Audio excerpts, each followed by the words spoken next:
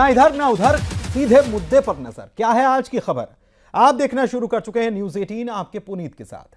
Tehran में Hamas प्रमुख की हत्या के बाद मध्य पूर्व में हालात तनावपूर्ण हो चुके हैं। हमास चीफ इस्माइल हनिया की ईरान की राजधानी तेहरान में मिसाइली हमले में मौत की बात कही गई, लेकिन बाद में खुलासा कुछ और हुआ। लेकिन जो भी हुआ, इसके बाद ईरान भड़क गया। ईरान ने बदला लेने का ऐलान किया है और बाकायदा बदले की तैयारी हो गई है। ईरान के सुप्रीम लीडर के घर हुई मीटिंग में तय हुआ है कि इजराइल को हानिया की मौत का जवाब दिया जाएगा। इजराइल भी हमले से बचने की तैयारी में जुटा हुआ है। इजराइल की सुरक्षा एजेंसियों को अलर्ट पर रखा गया है। हानिया की हत्या का बदला लेने के लिए ईरान उतावला हो रहा है।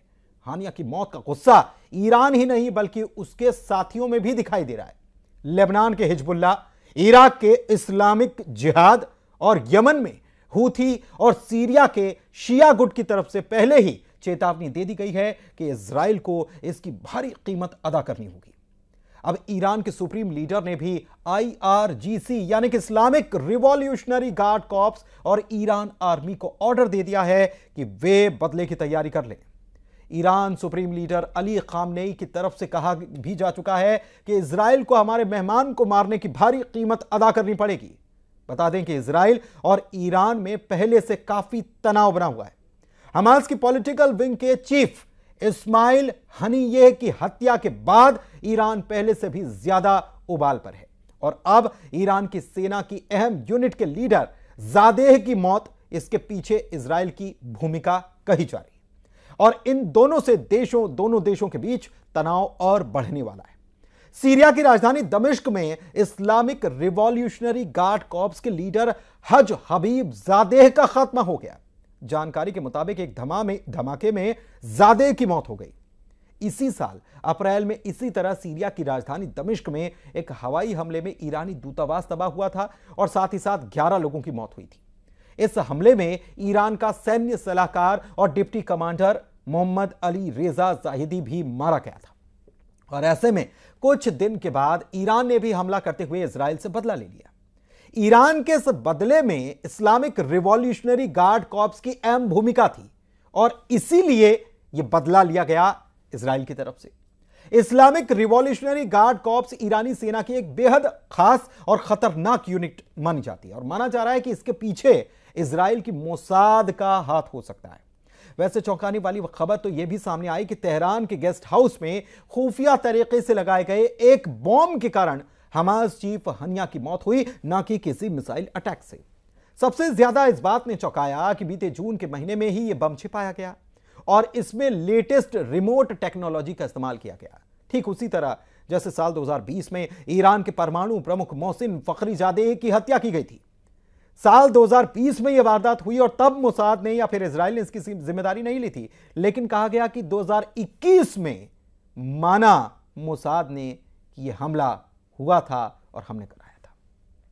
लेकिन दूसरी तरफ या फिर दूसरे नजरिए से चीजों को समझें तो यह भी पाया गया कि हनिया इजराइल के जो बंधक बनाए गए लोग हैं, उस मामले के सौदे की बातचीत में गाजा प्रमुख याहिया सिनवार से ज्यादा फ्लेक्सिबल या कहें कि लचीला रुख अख्तियार किए हुए था। और ऐसे में अगर हम यह कहें कि बंधकों को रिहा करने के मामले में जो सौदेबाजी चल रही थी, उसमें डील फाइनल होने में सबसे ज्यादा दिक्कत हमास चीफ हनिया की तरफ से पैदा की जा रही थी।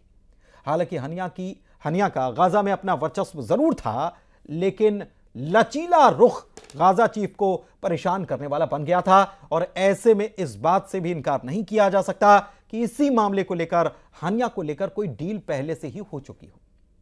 लेकिन अगर इस मामले को अलग रखें, हमास चीफ की हत्या को लेकर एक और चौंकाने वाली बात कही जा रही है। बताया गया कि जिस निशात नाम के गेस्ट हाउस में हनिया रुका था, उसकी सुरक्षा की जिम्मेदारी IRGC यानी कि इस्लामिक रिवॉल्यूशनरी गार्ड कॉर्प्स की थी। और यह भी पता चला कि हनिया जिस गेस्ट हाउस में रुका था, वो अक्सर तेहरान के दौरे के दौरान यहीं पर रुका करता था।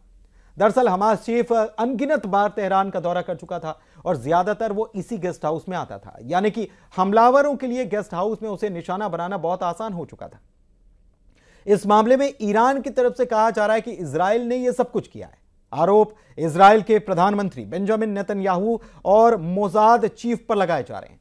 जबकि इजराइल की तरफ से इस मामले में कोई जिम्मेदारी अभी तक कोई जवाब भी नहीं आया, जैसा कि उसने हमास और हिजबुल्लाह के दूसरे कमांडर्स की हत्या की जिम्मेदारी भी नहीं ली। अब भले ही इजराइल इस पर कुछ ना बोले, लेकिन ईरान गुस्से से लाल होकर हमले के लिए तैयार है। अब ईरान के साथ कौन कौन खड़ा हो सकता है इसे समझिए, लेकिन उससे पहले जानिए कि ईरान सऊदी और इस्लामिक देशों के बीच अपना प्रभुत्व साबित करने और उनका अगवा बनने के लिए दशकों से लड़ाई चल रही है। लेकिन दूसरी ओर इजराइल के खिलाफ लड़ाई में ईरान को रूस और चीन का भी साथ है। दरअसल रूस और चीन हर उस देश को सपोर्ट करते हैं जो अमेरिका के खिलाफ हैं, और यहां भी अमेरिका इजराइल का साथ दे रहा है। लिहाजा ईरान को इन दोनों ही देशों का साथ तय मान लेना चाहिए। मुस्लिम देशों की अगर बात करें तो कौन ईरान के साथ आएगा, इस सवाल पर जवाहरलाल नेहरू विश्वविद्यालय के स्कूल ऑफ इंटरनेशनल स्टडीज में डिप्लोमेसी के असिस्टेंट प्रोफेसर डॉक्टर अभिषेक श्रीवास्तव कहते हैं कि ईरान और सऊदी अरब का इस्लामिक वर्ल्ड का नेता बनने का झगड़ा दशकों से चला आ रहा है। जब समर्थन करने की बात आती है तो इराक, सीरिया, जॉर्डन, तुर्की जैसे इस्लामिक देश सीधे तौर पर ईरान को सपोर्ट करते हैं, लेकिन सऊदी और यूएई उनके साथ नहीं है, क्योंकि ईरान को किसी तरह का समर्थन एक तरीके से उसे और मजबूत करने जैसा हो जाएगा। लेकिन अगर सीधी लड़ाई होती है तो दूसरे इस्लामिक देश इन देशों पर नैतिक दबाव बनाएंगे।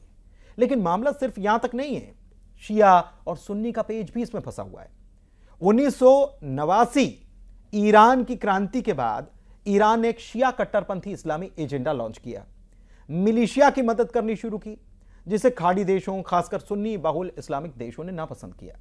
और दूसरी तरफ मिडिल ईस्ट का सबसे ताकतवर देश कहा जाने वाला सऊदी अरब एक सुन्नी देश है। तो हालात आप समझ गए होंगे। वैसे आपको क्या लगता है कि ईरान इजराइल पर कैसे हमला बोल सकता है? अगर यह हमला होता है तो ईरान के साथ सीधे तौर पर कोई खड़ा होगा या फिर ईरान को सिर्फ अपने प्रॉक्सी साथियों का ही साथ मिलेगा?